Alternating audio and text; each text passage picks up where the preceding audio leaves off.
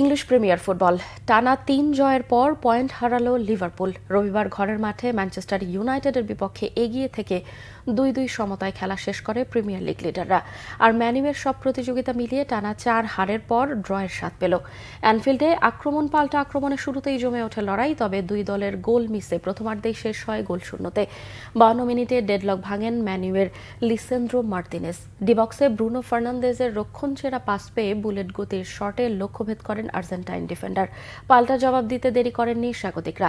৫৯ মিনিটে বক্সে Mac আলিয়েস্তের pass পেয়ে কোনাকুনি শটে গোলরক্ষককে পরাস্ত করেন কোডি হাকপো।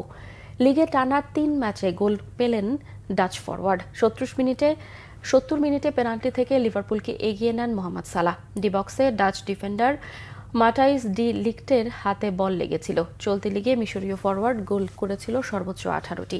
লিড নিয়ে আক্রমণের ধার আরও বাড়ায় লিগ লিডাররা, কিন্তু ৮০ মিনিটে ম্যানিউর আমাদ দিয়ালো গোল করলে সমতায় শেষ হয় প্রিমিয়ার লিগের বিগ ম্যাচটি।